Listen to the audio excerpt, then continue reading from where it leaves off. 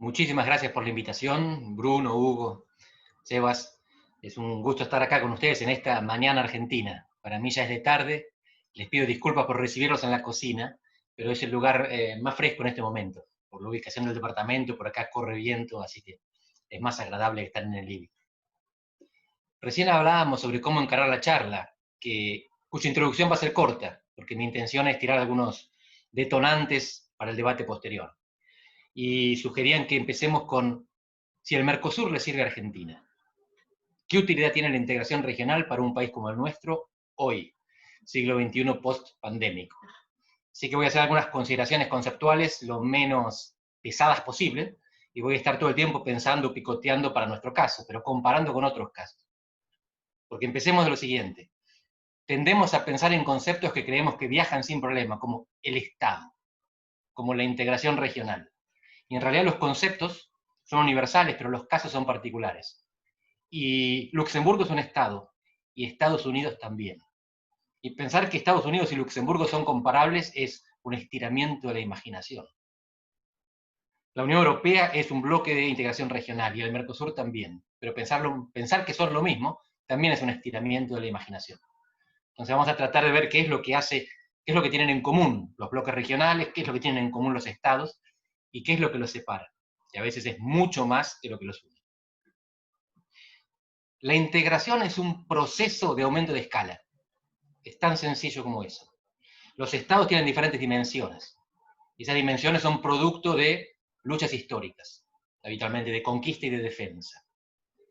Pero ¿cuál es el tamaño ideal de un estado? Depende. ¿Y de qué depende? Depende de cuáles son las amenazas y de cuáles son las oportunidades en el entorno.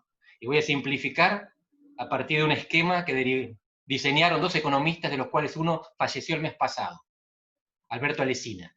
El otro es Polaoro. Son los dos italianos que trabajaban en Estados Unidos. Y ellos dicen lo siguiente: para entender cuál es el tamaño óptimo de un Estado, y piensen también de un bloque regional, porque a esto vamos a llegar, tenemos que considerar tres elementos. El primero es la producción. ¿Cómo es más eficiente producir, grandes o chicos? Muy chicos no. Muy grandes todavía no sabemos, pero es mejor grande que chico porque nos permite amortizar los costos hundidos. Tenemos más mercado, tenemos más mano de obra, tenemos más capital, tenemos más tecnología cuanto más grandes somos. La primera dimensión es la economía, cuanto más mercado mejor. La segunda dimensión es la protección. Cuanto más grande es una unidad política, más grande es el ejército, más capacidad tiene de defenderse de otros estados predadores, de conquistas, de invasiones. Entonces, tanto a nivel económico como a nivel militar, el tamaño mejora. La escala genera mejores condiciones, es oportunidad. Pero hay una tercera dimensión, y los economistas llaman heterogeneidad de las preferencias. Son las diferencias internas.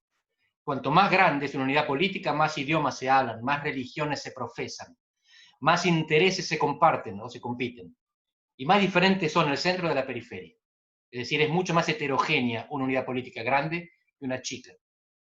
Por supuesto que hay unidades chicas muy heterogéneas, como Bélgica, como Suiza, que tienen muchos idiomas. Pero las van resolviendo, ahora veremos por qué. Pero se los anticipo, por la Unión Europea, por la integración regional.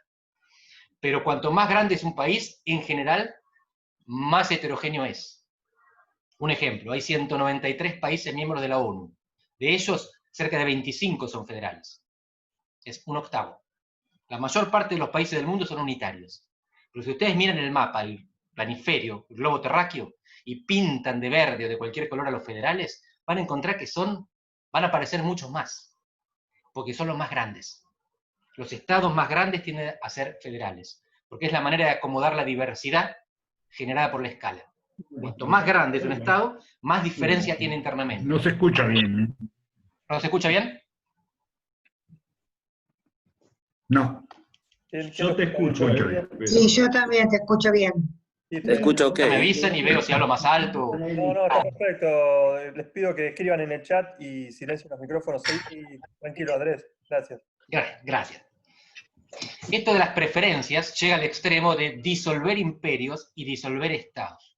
La mayor parte de los imperios del mundo se disolvió por la sobreexpansión, la sobreextensión, overreaching, overstretching. Abarcaron demasiado, pero demasiado no es solamente superficie, no es solamente demografía, Es la diversidad que esa superficie y esa demografía introducen. Por eso la mayor parte de los imperios del mundo se disolvieron. Por eso hay tensiones separatistas en China y en Rusia, que son todo el tiempo procesadas a través de la violencia, de la represión, del adoctrinamiento y a veces de la secesión. Por eso Cataluña. Por eso Mendoza. Y voy a extremar un poco y desafiar con el argumento.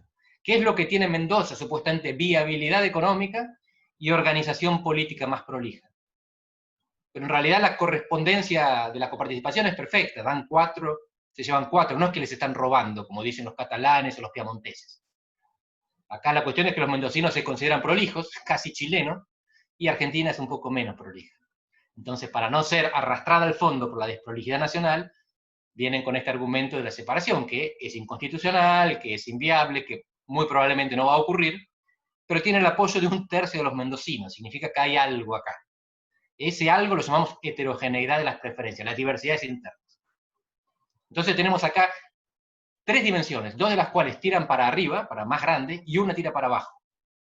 Esto es contra todos aquellos que creen que la integración latinoamericana está íncita en la identidad común, en la identidad hispánica, o ibérica, o católica, en los antecedentes, en la experiencia.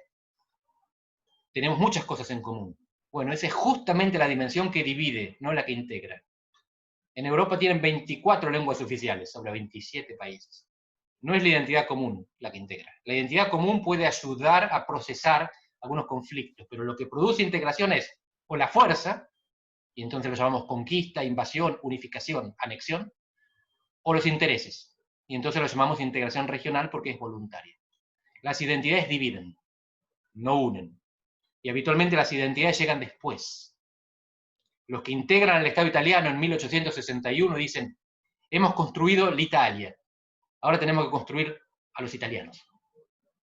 En la Unión Europea está pasando algo parecido. La Unión Europea existe. Es un mercado común, tiene una moneda común, le falta una fiscalidad común, están consolidando una unión bancaria común, pero los europeos todavía no está claro que existen. Las elecciones europeas se realizan al mismo tiempo en todos los países miembros.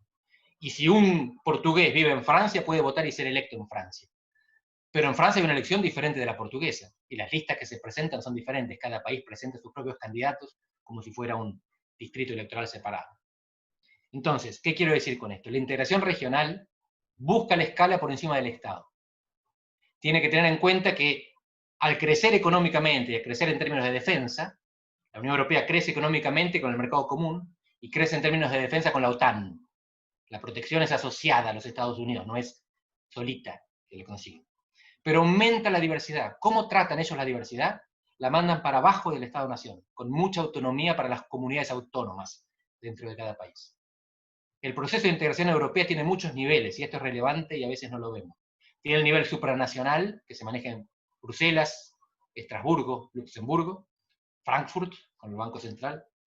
Tiene el nivel nacional, porque hay autoridades de la Unión Europea que son los ministros de cada país, y tiene mucha autonomía subnacional, que en algunos casos incluye la policía, la justicia, los idiomas, el sistema educativo, dependiendo de un país a otro, y en algunos países dependiendo de una región y otra.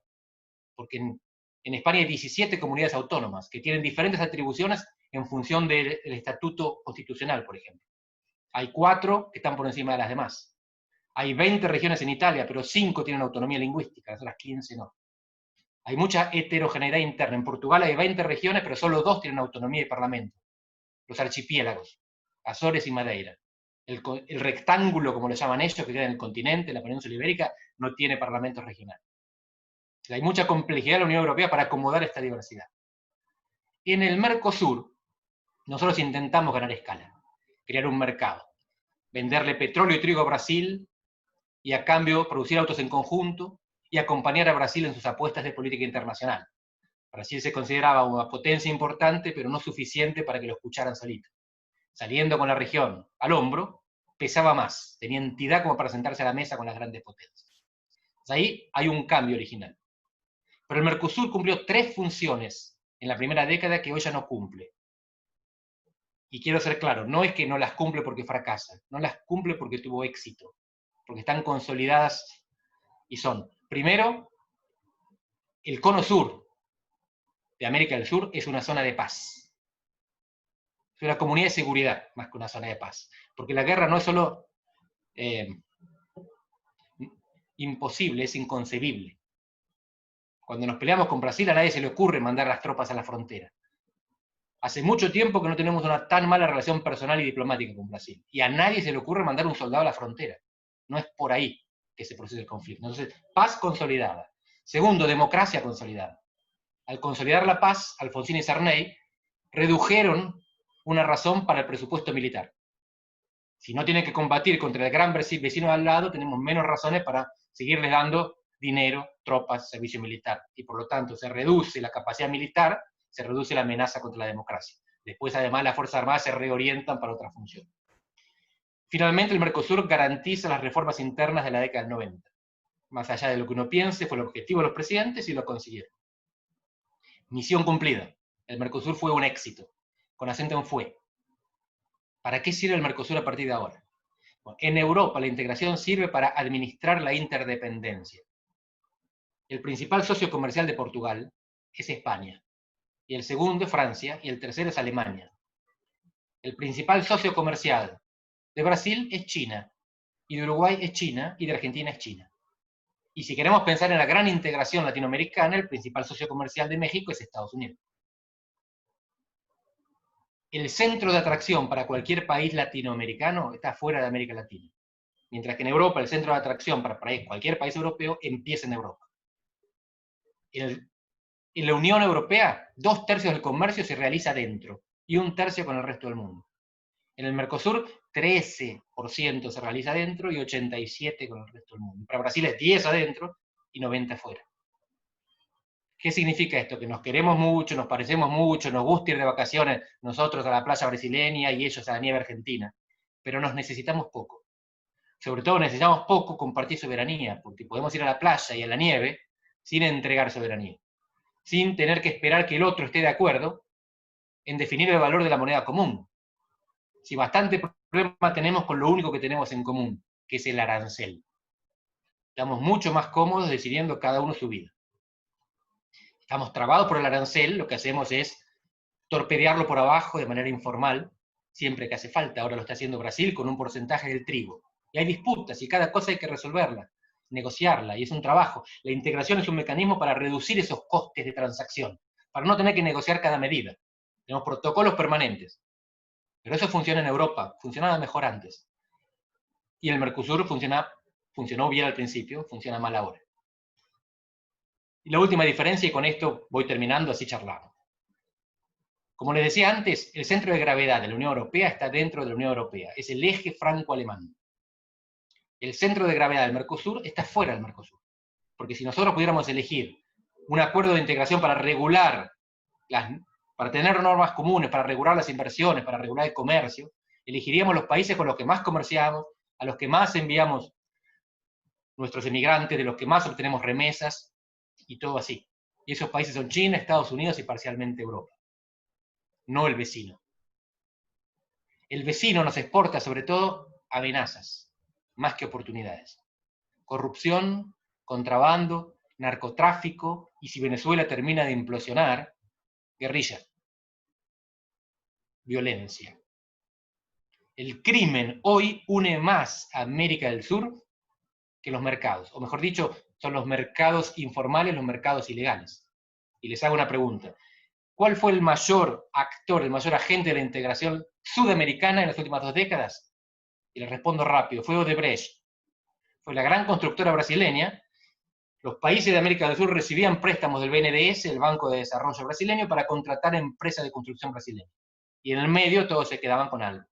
Pero fue Odebrecht el pulpo, y hubo varios otros, hubo una internacionalización de las multinacionales brasileñas que después se retrajeron con la crisis. Funcionó mejor la ilegalidad. La ilegalidad puede ser una ventaja si es bien aprovechada. De hecho, la vieja discusión si la corrupción es arena en la máquina o aceite en la máquina.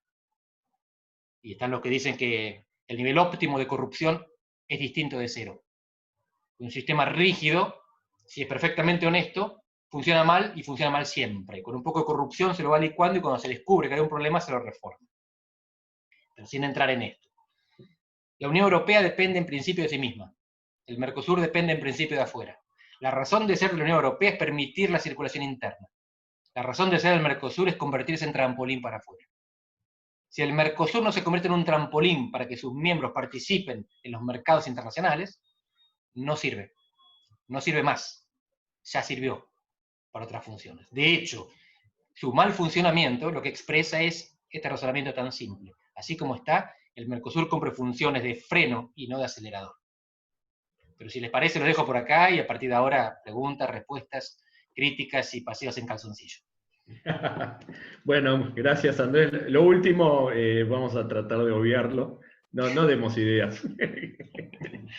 Bueno, para empezar, y viendo algunas de las preguntas, nosotros nos cansamos de ver al NAFTA, al principio sobre todo, de una manera negativa, en comparación con el Mercosur, con esta idea industrialista, etc. Y hoy ves que México exporta terriblemente más productos industriales, uno puede decir de maquila, pero tampoco son bienes tan simples, que entran y salen hasta 7 veces entre Estados Unidos, Canadá y México, mientras que el Mercosur, las exportaciones industriales solo han caído.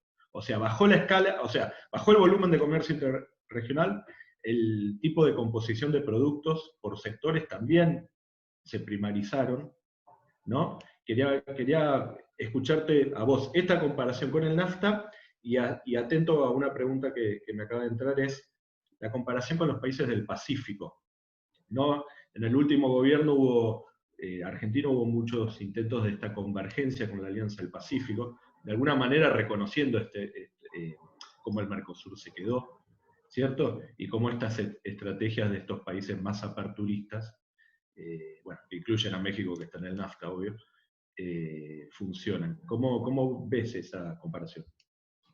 Genial. El NAFTA en el aspecto económico, ahora cambió de nombre, USCAM se llama, cuando perfectamente le podrían haber puesto CAMUS, que era el mismo acrónimo, las mismas letras y tenía más sentido poético. Se parece a Europa y se parece a Asia-Pacífico. ¿En qué? En que las interdependencias en cada una de estas regiones son internas. Los países dependen más de sus vecinos que del resto del mundo. En el sur, entre los países en desarrollo, América Latina, América del Sur sobre todo, y África, los países dependen más de extrarregión que de intrarregión.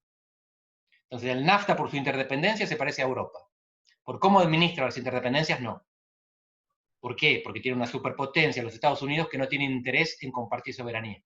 En Europa lo que hicieron los países es resignar soberanía para ganar eficiencia en la regulación. Y esto lo hicieron contra la historia, contra Westfalia, contra la soberanía del Estado Nacional que inventaron los europeos, porque Alemania había salido derrotada y dividida de la guerra. Cuando empieza la integración europea, Alemania no es dueña absoluta de su soberanía, al contrario, le falta un pedazo importante de territorio y hay cosas que no tiene derecho a hacer. Y está semi-ocupada todavía.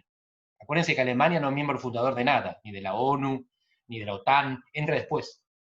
Se funda la integración europea, la SECA, Comunidad Europea del Carbón y el Acero originalmente, para retornar al mundo y para entregarle a Francia el manejo conjunto del carbón y del acero. La integración europea empieza porque Francia se queda con los instrumentos para hacer la guerra que estaban en territorio alemán. Así que tiene que quedar muy claro que el costo de la integración es la soberanía, es exactamente lo contrario. Más integraciones regionales, menos soberanía nacional. Hay muchos que no lo tienen claro, por ejemplo los que redactaron el preámbulo de UNASUR, aquella fallecida organización que reunía a 10 países en nuestra región, que decían en el mismo párrafo que van a alentar la integración y promover el fortalecimiento de la soberanía. Es una o la otra, no hay grises en el medio. Más integración regional es menos soberanía nacional. Y no estoy tomando posición. Estoy diciendo que si compartimos soberanía, no la tenemos nosotros solitos. La ponemos en otro nivel. Francia no puede emitir moneda. España no puede firmar un tratado de comercio. Alemania en condiciones normales no puede decidir sobre su frontera. Porque es el euro, el mercado común y la zona Schengen. Solo en situaciones excepcionales pueden cerrar las fronteras, por ejemplo en pandemia. Nosotros no tenemos casi nada de eso. Para ir a Uruguay, cuando podíamos viajar, a veces nos revisaban la mochila, en el buquebús, tenían derecho a hacerlo. Turquía, cuando viene a la Unión Europea, no le revisan la mochila, porque está en la Unión Aduanera. Turquía está más integrada a la Unión Europea económicamente que Argentina con Uruguay. Ahora, ¿cómo nos comparamos con el NAFTA? Ellos tienen un menor nivel de integración simbólico y tienen menor libertad de circulación de uno de los 4 elementos fundamentales, el trabajo, las personas. Ellos necesitan visa, los mexicanos, para ir a Estados Unidos. La Unión Europea se fundó sobre las 4 libertades, de productos y de factores: capital, trabajo, bienes y servicios. El NAFTA no aspira a que el trabajo circule libremente, está súper regulado. Pero capital, esas cosas les interesan más, y tiene la compensación de la ecología, del ambiente y del trabajo, que son protecciones que piden los trabajadores norteamericanos, no los mexicanos. Y ellos tienen un sistema que apuntó a la competencia y a la eficiencia.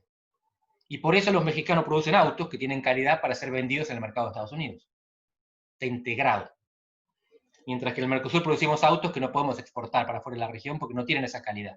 El acuerdo con la Unión Europea nos da 15 años de transición para el mercado automovilístico. ¿Por qué? Porque nuestros autos son malos, no cumplen los requisitos de seguridad, no cumplen las regulaciones necesarias para ser vendidos en Europa. Y esto es interesante. Autos como azúcar está fuera del Mercosur. Es un sistema de comercio administrado bilateral entre Argentina y Brasil. Así que incluso cuando el Mercosur no comparte mucha más soberanía que el arancel externo común, dejaron afuera lo más importante. Lo más importante que autos, porque es la parte más integrada de la cadena de valor, y azúcar, que es un producto sensible porque afecta en Argentina a las provincias del interior que tienen muchos legisladores, senadores sobre todo, y porque en Brasil se lo subsidia. Gran productor de azúcar, subsidiado. Entonces, fíjense cómo van sacando de la integración aquello que es particularmente conflictivo. En síntesis, NAFTA no puedo decir que fue un éxito social, nadie lo diría. Fue un éxito en términos de eficiencia económica. Las maquiladoras mexicanas son más eficientes y más competitivas que la gran industria argentina, por ejemplo. Pero tuvo costos sociales, o por lo menos no morigeró los costos sociales que ya existían con los desbalances de América del Norte. El Mercosur tuvo mucho menos impacto. Y en parte este menor impacto se debe que haya periodos de transición tan largos con la Unión Europea. La Unión Europea está haciendo una apuesta a que el Mercosur se torne un espacio realmente relevante. Pero el hecho de que nos den 15 años de transición no significa solamente que negociamos bien, sino que ellos se dan cuenta que es una apuesta, porque por ahora la cosa muy bien no funciona. Y termino con esto, no sé si estoy contestando exactamente tu pregunta, Bruno, pero para ponerle un nombre a los 2 tipos de integración que definí. Integración entre países desarrollados busca aumentar la escala del mercado. Integración entre países en desarrollo busca aumentar el tamaño del trampolín. Países en desarrollo se miran entre sí, países desarrollados. Países en desarrollo miramos el trampolín. La Alianza del Pacífico es un trampolín gigantesco y un mercado minúsculo. Los 4 países de la Alianza del Pacífico comercian entre sí el 1% del comercio total. La Unión Europea es 60 y pico %. No comercian entre sí, no es por ahí. La integración para ello no significa eliminar los aranceles internos, porque no se venden ni se compran nada. Significa poner una bandera en el mundo diciendo nosotros tenemos calidad, tenemos instituciones y queremos vender y comprar. ¿Quién está con nosotros? Es branding, no es creación de mercado, es creación de trampolín, sobre todo a partir de regulaciones comunes y de mucho marketing. El objetivo fundamental de la Alianza del Pacífico, que es el bloque regional con mayor cantidad de observadores del mundo. No sé cuántos tienen en este momento, no sé si llegaron a los 60 o superaron. Con 4 miembros, 60 miembros observadores. Todos quieren estar, porque lo que paga es la marca, no el acceso. Ellos no están buscando acceso, entre ellos, están buscando acceso afuera. Así que la aproximación, la cercanía, las relaciones, todo lo que sea Mercosur con la Alianza del Pacífico es marketing. Porque la Alianza del Pacífico tiene un valor que es que estos países son serios y quieren comerciar. El Mercosur es cerrado y no es confiable. Acercarnos nos beneficia, pero acercarnos es eso, políticamente participar con ellos. En la práctica, la única manera de hacer converger estas regiones es hacerlas converger regulatoriamente, no creando un mercado común, eso no le importa a casi nadie. Porque lo que cuenta ahí es un poco Chile, con todos los detallecitos técnicos. Los países de la Alianza del Pacífico, el Mercosur, son todos miembros de la ALADI, Asociación Latinoamericana de Integración, que con 13 miembros y sede en Montevideo, va permitiendo que se hagan acuerdos internos. Así que el Mercosur, de hecho, tiene ACES, acuerdos de complementación económica, con todos los demás miembros de la ALADI. No es que precise integrarse más con ellos. Lo que necesita sí es una cierta convergencia regulatoria, si vamos a tener el mismo sistema de televisión digital, de 5G, etc. Pero eso en última instancia es más probable que lo defina la disputa entre China y Estados Unidos que nosotros desde adentro. Bien, tomando una expresión que recién usaste, del trampolín, ¿vos creés que efectivamente el Mercosur terminó siendo ese trampolín que buscábamos? No, se quedó y ahora está ahora no. Durante los gobiernos liberales de los últimos años trató de volver a hacerlo. El acuerdo con la Unión Europea expresa precisamente esto de la necesidad de crear un trampolín. Y no estoy hablando de libre mercado ni de mucho menos. En principio, no les voy a explicar a ustedes. El comercio es win-win. Gana el dueño del supermercado y gana el cliente del supermercado. No es que uno le roba la plata al otro o el otro le roba el producto a uno. Es beneficio mutuo. Así que esto del entreguismo, cipallismo, colonialismo, es discurso. Y es discurso adecuado a la posición que uno ubica en el momento de gobierno u oposición. Pero este acuerdo que demoró 20 años fue negociado por todos los gobiernos argentinos. Por todos, desde 2000 en adelante. Incluyendo los de los dos Kirchner. Y hay antecedentes y hay testimonios, y ustedes pueden googlear y encuentran a Cristina reunida con emisarios europeos diciendo hay que darle para adelante. Así que esa intención de buscar una ampliación de mercado y origen de inversiones estuvo en todos los gobiernos. La cuestión es cómo se negocia. Con la Unión Europea, con el EFTA, una pequeña organización europea residual, llegó a acuerdos que todavía no solo no están ratificados, no están firmados. Lo que hay es un acuerdo político. Todavía no fue firmado por los jefes de Estado y de Gobierno. Mucho menos ratificado por los parlamentos, que es la etapa que viene después. En el caso del Mercosur, nosotros tenemos un sistema extraño de ratificación.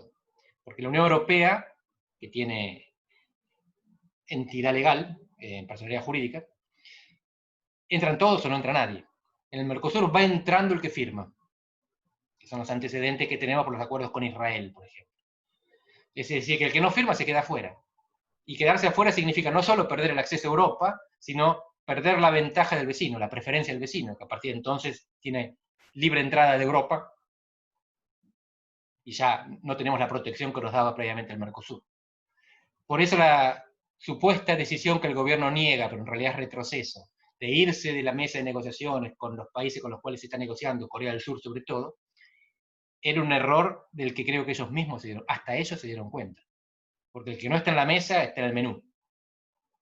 Y el discurso del gobierno era, nosotros nos retiramos, ustedes sigan y después vemos. Seguir y después vemos tiene estas dos opciones.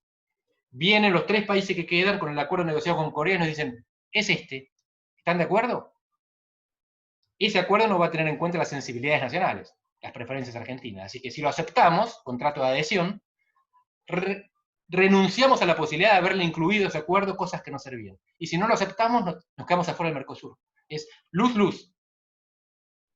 Solo se puede perder retirándose de la mesa de negociación. Cuando lo único que hace falta para bloquear un acuerdo que no nos gusta es quedarnos sentados en la mesa.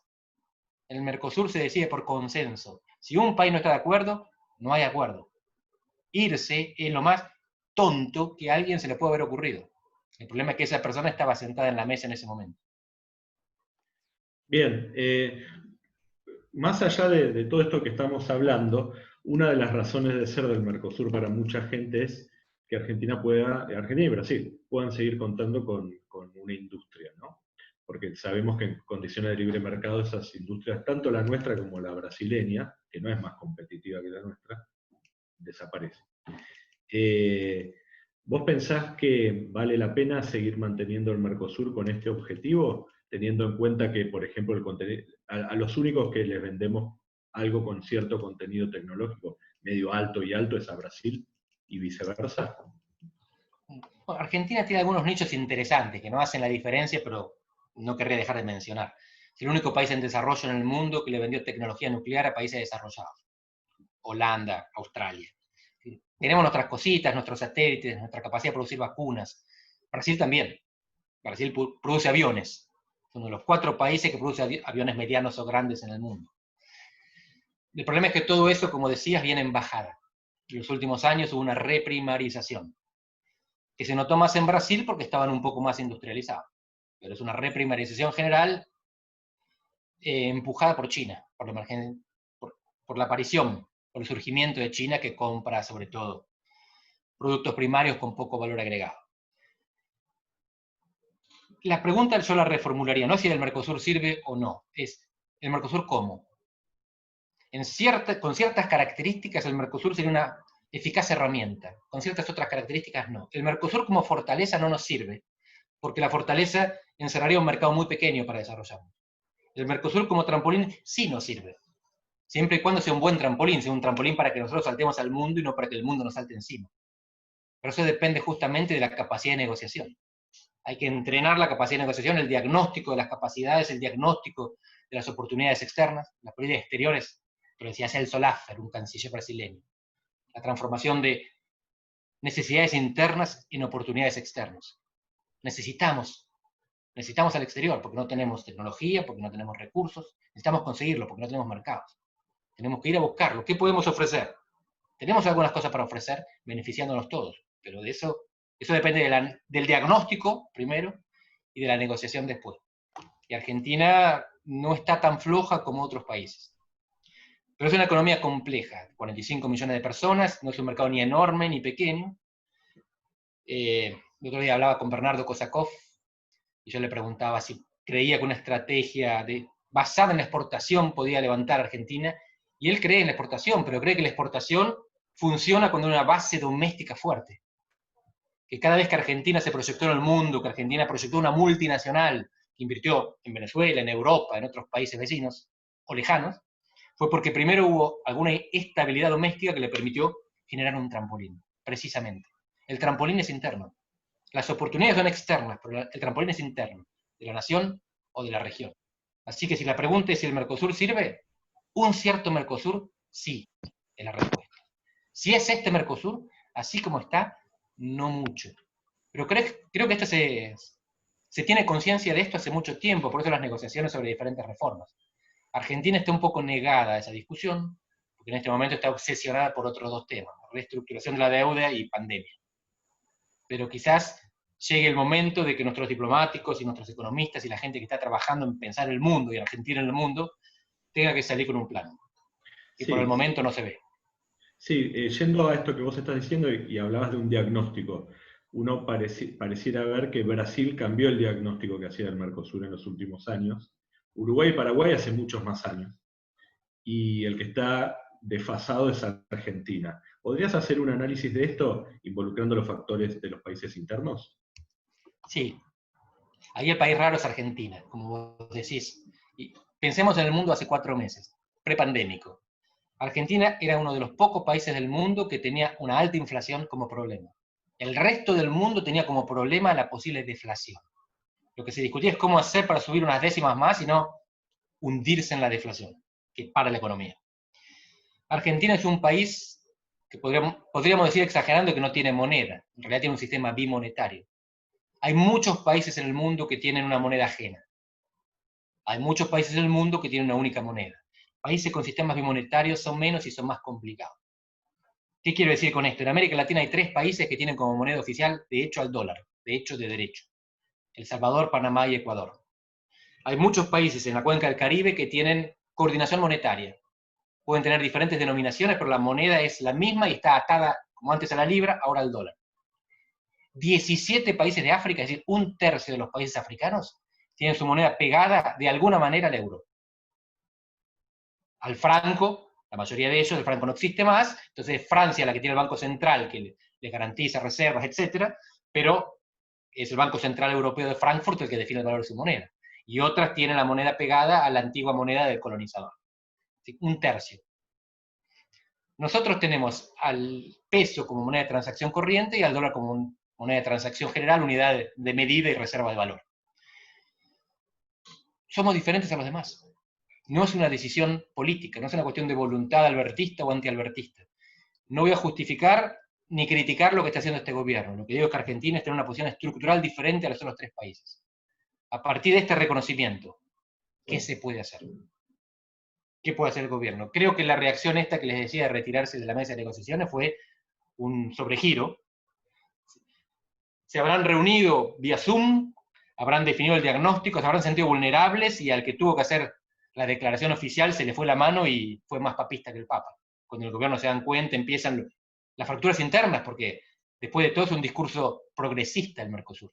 Así que esto tuvo un costo importante dentro del gobierno. Afuera, por supuesto, se lo facturaron, pero adentro también. Y entonces no retrocede, niega haber avanzado. Dice, nunca dijimos eso, los medios malinterpretaron mal. No, fue la presidencia paraguaya.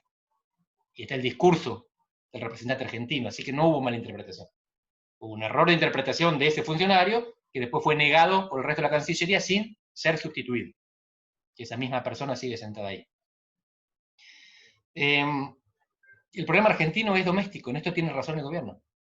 Argentina en este momento abrirse le representa un problema porque está desnuda. Podría participar perfectamente en un Zoom. ¿Qué hacer? Bueno, hay que estabilizar a Argentina, pero mientras tanto los demás se están moviendo. Y es muy difícil, no estoy diciendo que es fácil, no estoy criticando al gobierno por esto. La situación del gobierno no es envidiable, la situación de Argentina no es envidiable.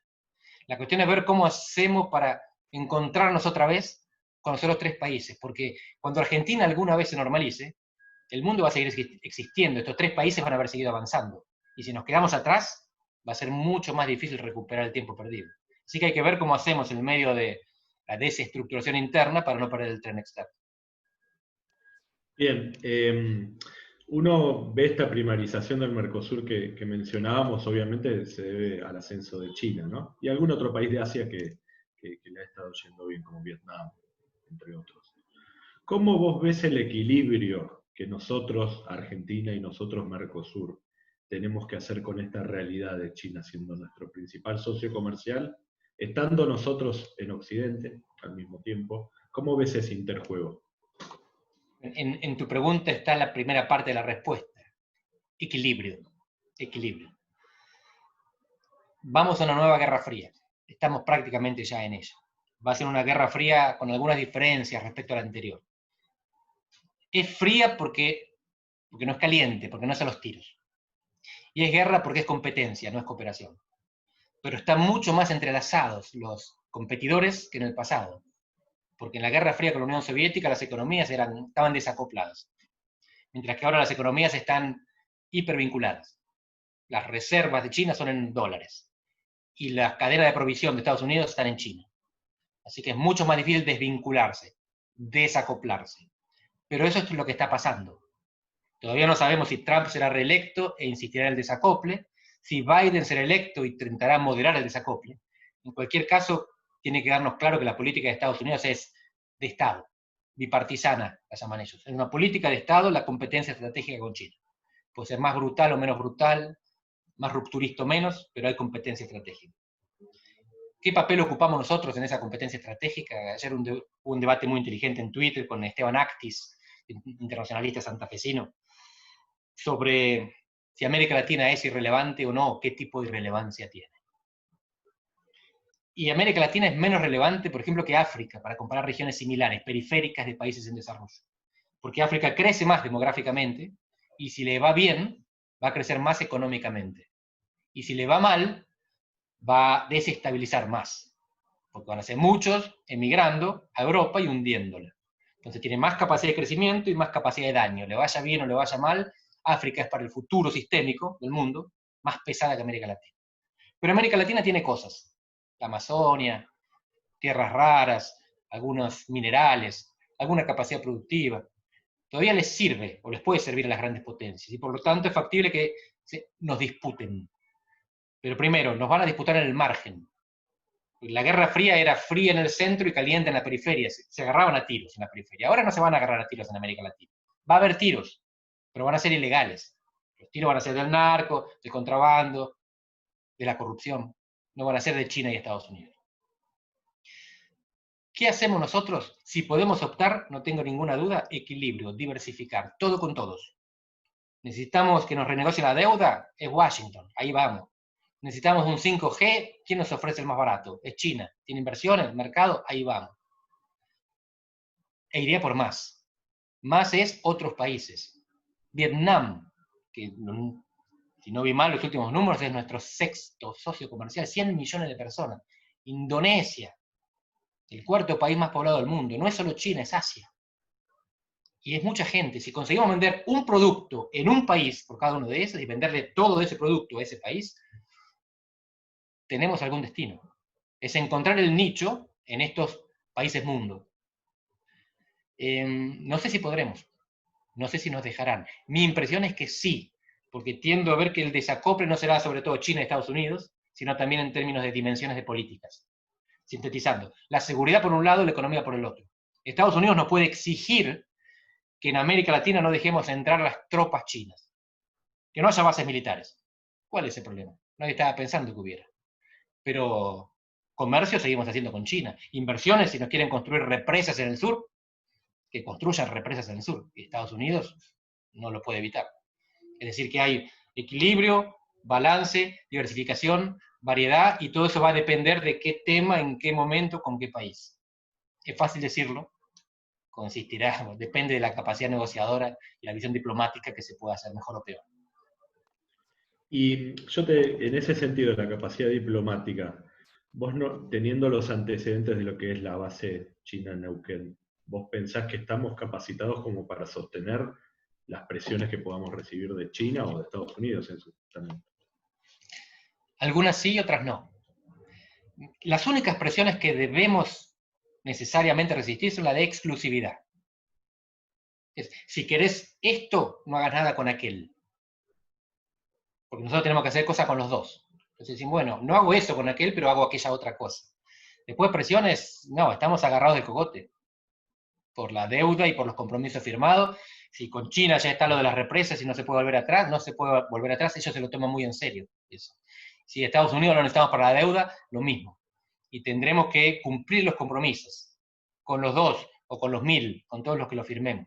Mi único problema es que nos exijan exclusividad. Que somos dependientes y estamos condicionados, no me queda ninguna duda. Yo solo pretendo que ese condicionamiento no llegue a decir, es él o yo. Tienen que ser los dos y más. Y creo que se puede. ¿Por qué? Porque no somos muy relevantes, porque estamos muy lejos. Porque para Estados Unidos está claro que el perímetro de seguridad termina en Panamá. Desde el Caribe es América Central y es México. Y si es algo más es Colombia y Venezuela, pero ya no es Colombia y Venezuela, ya importa mucho menos. Porque el petróleo de Venezuela ya no lo precisan y porque las drogas vienen de México y no de Colombia. Entonces, el perímetro de seguridad americano llegaba hasta el norte de América del Sur, ahora no llega a América del Sur. No somos indispensables para ello. Vos mencionabas esto del decoupling, del desacople, ¿no? Que Estados Unidos puede llevar a cabo, y Europa parece que últimamente hay señales de que podría ir en una dirección parecida. En ese escenario, como vos decías que nos disputen, ¿no puede ser positivo? ¿No podemos ser como fue México para Estados Unidos en el NAFTA? Con estos dos polos económicos. Argentina con China y con Estados Unidos, como fue México con Estados Unidos. Sí, o Argentina barra Mercosur o directamente Sudamérica. Ahí, empiezo por ese. Sudamérica no existe. No existe comunidad política, no existe ni siquiera como espacio. Pero les cuento por qué, porque si no es natural pensar. Como les decía, que no es lo mismo Luxemburgo que Estados Unidos, y no es lo mismo la Unión Europea que el Mercosur. No es lo mismo América del Sur que Europa. La Unión Europea, 27 miembros, cabe 2 veces en Brasil, y cabe 4 veces en América del Sur. Si ustedes viven en Pernambuco, en el nordeste brasileño, en 3 horas llegan a Dakar, en Senegal, pero tienen que volar 4 horas para llegar a Acre, en el otro lado de Brasil. Ni hablar para llegar a Perú o Ecuador. Es decir que las costas de América del Sur están mucho más cerca de costas enfrente que del país que tienen atrás, que está separado por miles de kilómetros de distancia sin infraestructura. La geografía de América del Sur no favorece la unidad de América del Sur. América Central es otra cosa. América Central es una región muy pequeña, hiperdensamente poblada y súper interdependiente. De hecho, emigran por tierra de un país al otro a través de México hasta tratar de llegar a los Estados Unidos. Esto es histórico, tiene 200 años. Miren las banderas de los países de América Central, son todas parecidas, y parecidas a la nuestra. Y fueron una confederación durante unos años en el siglo XIX. Y tiene más sentido integrar la infraestructura eléctrica en América Central que hacer el gasoducto del sur. ¿Se acuerdan que querían hacer Chávez y Kirchner? No tiene sentido. Es completamente antieconómico construir un gasoducto. No es que no se puede porque no hay recursos. No tiene sentido económico porque lo que se pierde a cada 1000 kilómetros de transporte justifica más mandarlo por barco. Así que la contigüidad territorial de América del Sur no garantiza la integración de América del Sur. No es un activo. Al contrario, es un pasivo porque es enorme. Entonces América del Sur nunca será un actor. Los países de América del Sur tienen juego en función de lo que hagan. El Río de la Plata, el Mercosur, tiene sentido porque es una de las pocas fronteras vivas de América del Sur, donde hay interacción, donde la frontera sale de diferentes idiomas, se escuchan diferentes radios, la cruzamos para ir a hacer turismo, hay mucha migración, no con Brasil, Brasil es un país súper cerrado para la migración, pero sí con Paraguay, por ejemplo, nuestro principal origen de flujos migratorios. Así que ahí hay vida, en la frontera de la Cuenca del Plata. El resto son fronteras muertas prácticamente. Perdón, muertas para la legalidad. Son fronteras muy activas, efervescentes y turbulentas para la ilegalidad. Porque ahí se asienta todo tipo de actividad delictiva porque no hay control del Estado. Si podemos ser en México, Estados Unidos, no tenemos... Estados Unidos tiene unos 40 millones de extranjeros en su territorio, más entre el 10 y el 15% de inmigrantes. Argentina, no sé si está en el 5 o el 6% y es bastante alto, porque el promedio global es 3%. Así que Argentina, si tiene 5 o 6, duplica. Estados Unidos cuadruplica la media de inmigrantes en el mundo. Y la mayoría son mexicanos, que mandan remesas para México. Tienen un nivel de interdependencia mucho más alto que nosotros con cualquiera. Con cualquiera, incluso con Brasil. Así que para ellos tenía sentido regular esa interdependencia. No tiene ningún sentido para ellos regular nada con Argentina porque somos pigmeos lejanos. Y quiero poner esto en contexto. Brasil también es un pigmeo lejano. Aunque no parezca. Brasil tiene el 3% de la población mundial, pero el 1% del comercio mundial. Está subrepresentado. Así que aunque a nosotros nos parezca enorme, Brasil en el mundo es chiquito. Ni hablar de nosotros. Yendo a estos números que vos estás dando, y vuelvo sobre esta pregunta que de alguna manera ya te hice, ¿sirvió la apuesta del Mercosur? En términos comerciales, en términos económicos. Sí, en el septenio de oro, 1991-1998 más o menos, triplicamos el comercio intrarregional. Aumentando al mismo tiempo el comercio extrarregional. Porque eso es lo importante, no hubo desvío de comercio, no es que pasamos a comerciar entre nosotros lo que antes comerciábamos con afuera. Creció muchísimo el comercio entre nosotros y creció muchísimo el comercio con afuera.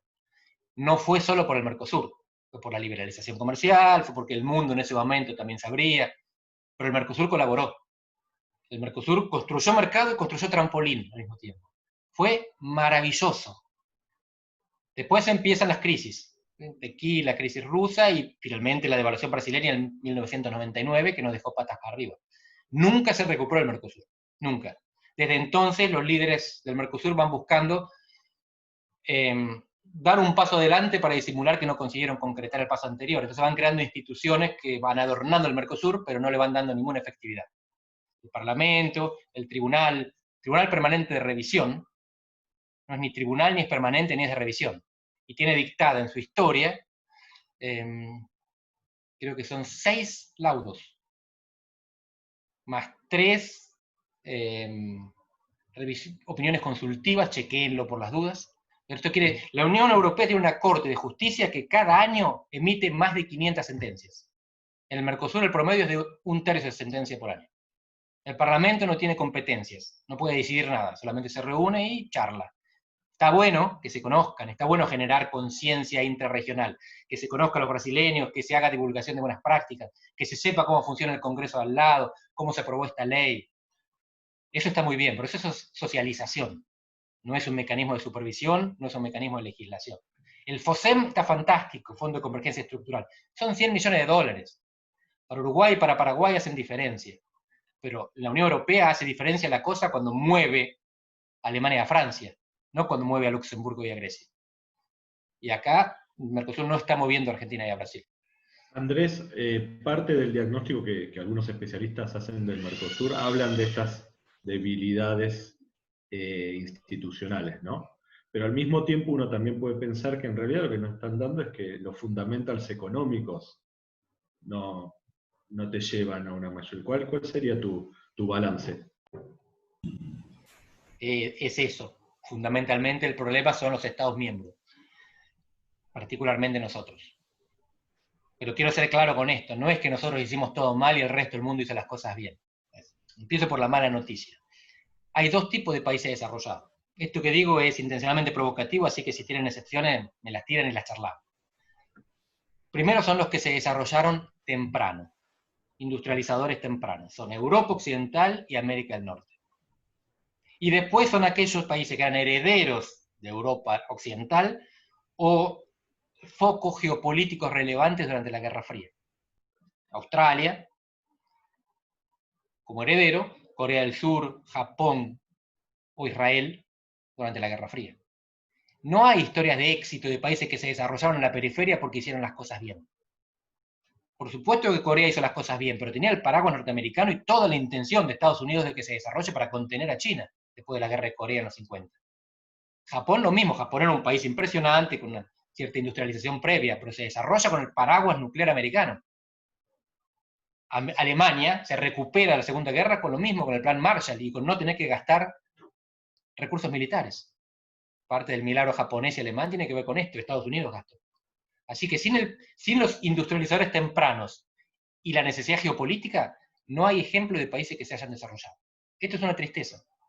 Y en Argentina solemos meter entonces en el discurso los países que nos parece que van bien de América Latina. Pero Chile, Perú, Colombia.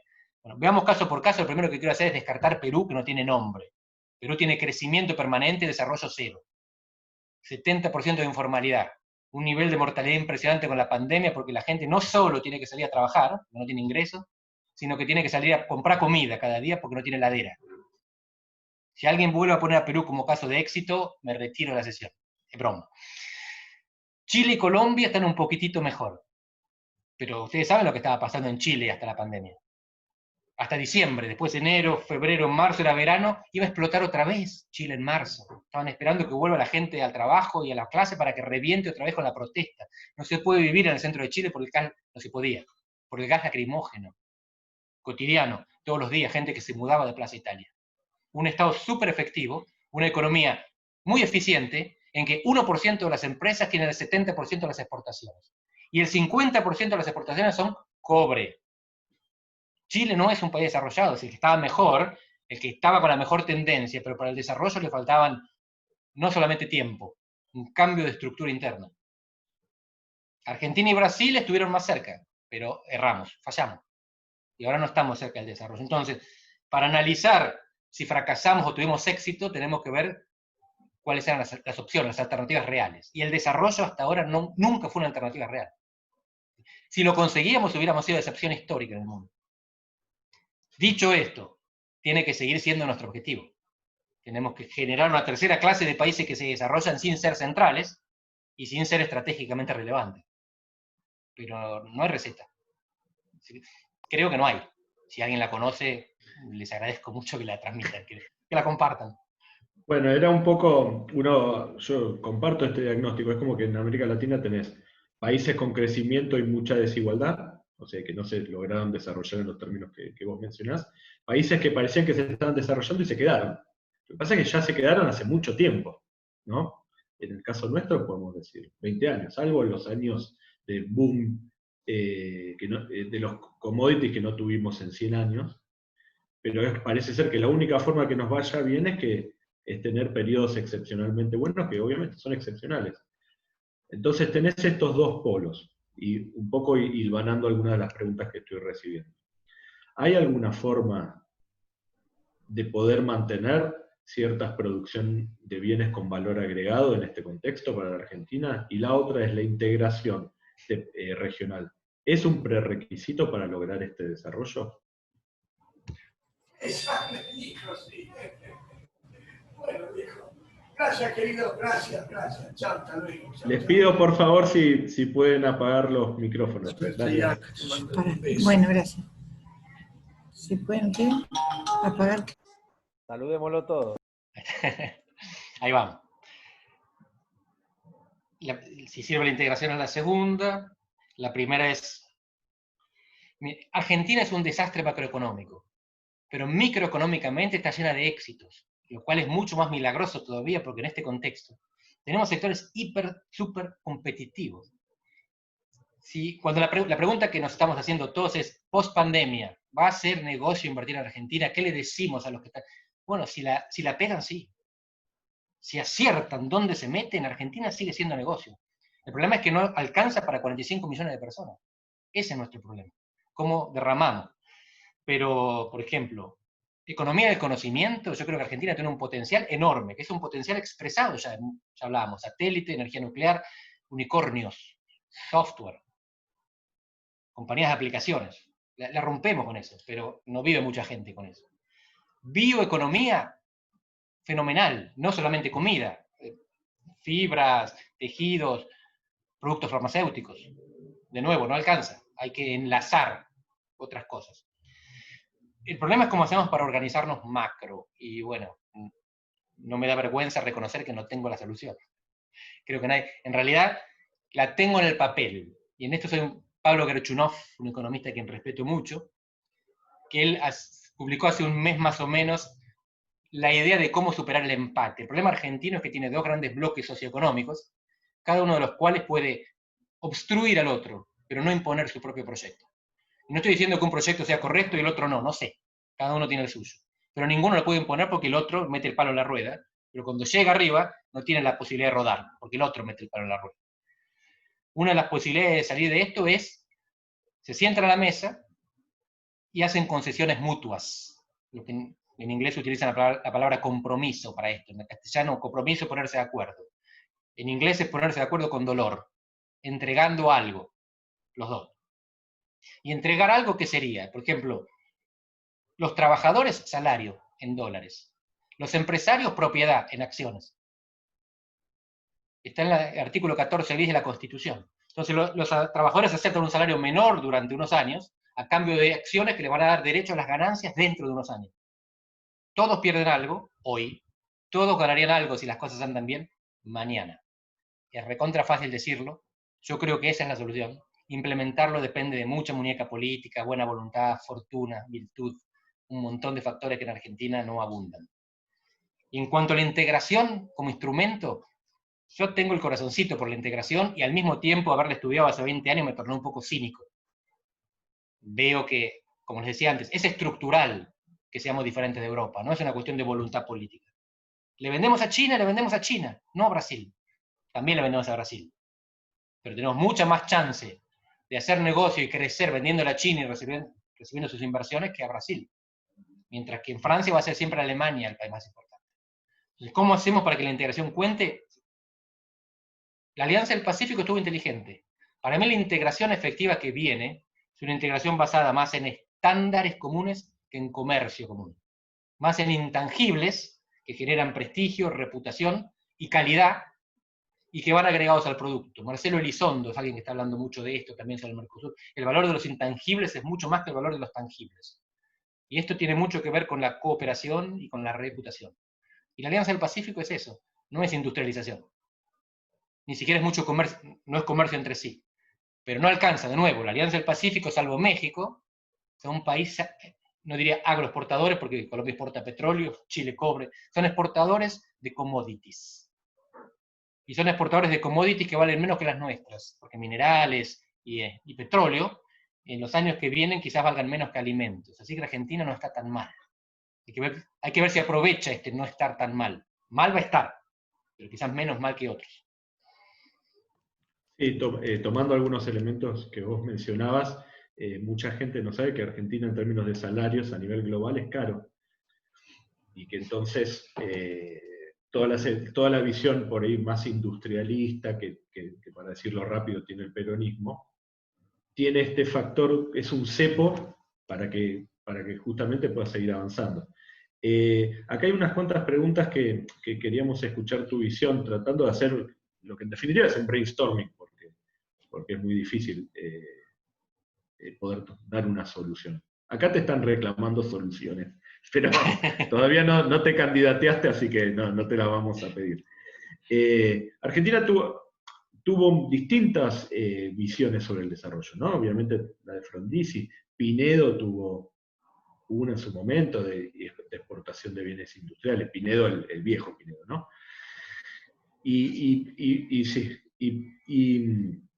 queríamos comentarte tu visión sobre estos proyectos que bueno, fueron abortados entre otras cosas, por la inestabilidad y este empate político que dura hasta hoy.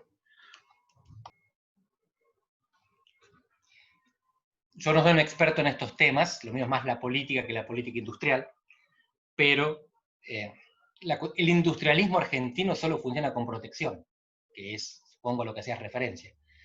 Pero yo creo que hace falta la industria. Otra industria. alguna de las que está sirve, otra tiene que ser renovada, o reestructurada, reformada, o alguna tendrá que perecer para que otra nazca. La destrucción creativa de Schumpeter. Esto es la fragilidad de las unidades para que el sistema sea más robusto. Respecto de Pinedo, quizás sea el punto de inflexión más claro en la historia argentina. Si funcionaba, si la política no bloqueaba a las políticas, Argentina hubiera cambiado de rumbo. Era otro país. Bueno, uno está muy influido por algunas lecturas de la época. Juan Liach tiene un artículo maravilloso escrito en Desarrollo Económico sobre esto. Y era eso lo que hacía falta. Era un plan de industrialización temprana con acuerdo político. Faltó el acuerdo político, porque el partido que tenía que dar el apoyo, si bien recuerdo, en el Congreso, sufrió un asesinato político en Cuyo, y entonces le habían asesinado a un militante, no estaba en condiciones de ir a votar el proyecto de aquellos que eran considerados los victimarios. Por eso es muy peligroso tirarse con muertos, porque puede obstruir el desarrollo de un país. Lamentablemente en Argentina, que es un país con muy poca violencia política, parece que nos gusta tirarnos con muertos. Son pocos, pero los usamos mal. Sí, afortunadamente son pocos. Bueno, yo creo que para ir cerrando, Andrés, obviamente agradecerte, creo que de los Zoom que hemos hecho este fue el más intenso y con el intercambio más dinámico, así que vuelvo a agradecerte tu buena predisposición, le agradezco mucho las preguntas, traté de sintetizar porque hubo unas cuantas, y bueno, gracias porque nosotros desde este ámbito pensamos en el desarrollo, pensamos qué formas tiene que tomar en el contexto regional, en el contexto global y lo que está pasando en la Argentina. Y bueno, sin darte cuenta, por ahí estás ayudándonos a este espacio también a poder hacer esto. Es mutuo, Bruno, fue fascinante, me encanta, tenemos una convergencia tremenda de intereses y las preguntas me ayudan a pensar. Así que les agradezco muchísimo la oportunidad y la paciencia para recibirme. Bueno, muchísimas gracias. Y gracias a todos los participantes también.